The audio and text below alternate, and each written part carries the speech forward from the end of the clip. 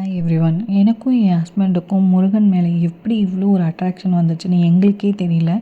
எந்த பாயிண்டில் அது நடந்துச்சுன்னு கூட எங்களால் ரியலைஸ் பண்ண முடியல. ஆனால் எனக்கும் சரி அவருக்கும் சரி முருகன் அப்படின்னா ரொம்ப ஒரு அட்ராக்ஷன். ஸோ எங்கள் பேபிக்கு நாங்கள் முருகன் பேர் வைக்கணும் அப்படின்னு சொல்லி தேடி தேடி பார்த்து பார்த்து கிருத்திக்ஷா அப்படின்னு நேம் வச்சோம். இப்போ ரீசெண்டாக வயலூர் முருகன் கோயிலில் கும்பாபிஷேகம் முடிஞ்சிச்சு. ஓகே, நம்ம அங்கே போய் நம்ம முருகனை கும்பிட்டுட்டு வரலாம் அப்படின்னு சொல்லி நானும் என் ஹஸ்பண்டும் கிளம்பிட்டோம். அப்புறம் நாங்கள் கோயிலுக்குள்ளே என்ட்ரானோம். கோயிலுக்குள்ளே போனோடனே சாமிக்கு ஒரு முழம் பூ, அப்புறம் எனக்கு ஒரு முழம் பூ வாங்கிக்கிட்டோம். உள்ளே போயிட்டு கோயிலுக்குள்ளே என்ட்ரானோடனே நல்லா பூவாலே அழகாக டெக்கரேட் பண்ணியிருந்தாங்க. முருகான்னு சொல்லி பூலேயே அழகாக எழுதியிருந்தாங்க. பார்க்கவே ரொம்ப அழகாக இருந்துச்சு. உள்ளே போய் நாங்கள் சாமி கும்பிட்டுட்டு நேராக அங்கேருந்து நாங்கள் வெளியில் வந்து திரும்ப வண்டி எடுத்துகிட்டு கதை பேசிகிட்டே திரும்ப வர ஆரம்பித்தோம். போகிற வழியெல்லாம் கதை பேசிகிட்டே போயிட்டுருந்தோம். என் ஹஸ்பண்டோட காலேஜெல்லாம் தாண்டி தான் நாங்கள் போனோம்.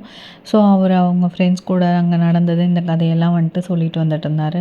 அவங்க ஃப்ரெண்ட்ஸ் எல்லாம் அவங்க வீடு அங்கே காலேஜ் பக்கத்துலேயே இருந்தால் கூட இவங்க கூட சேர்ந்து சத்திரம் பஸ் ஸ்டாண்ட் வரைக்கும் வந்துட்டு கதை பேசிவிட்டு அங்கேருந்து எல்லாம் அவங்கவுங்க ஏரியாவுக்கு பிரிஞ்சு போவாங்க. அந்த மாதிரிலாம் நிறையா ஸ்டோரி சொல்லுவார். இது ஃபஸ்ட் டைம் அவர் சொல்லலை, அந்த சைடு போகிறப்பெல்லாம் அவர் சொல்லுவார். நானும் ஃபஸ்ட் டைம் கேட்குற மாதிரியே அவர்கிட்ட கேட்டுட்டு போயிட்டு இருந்தேன்.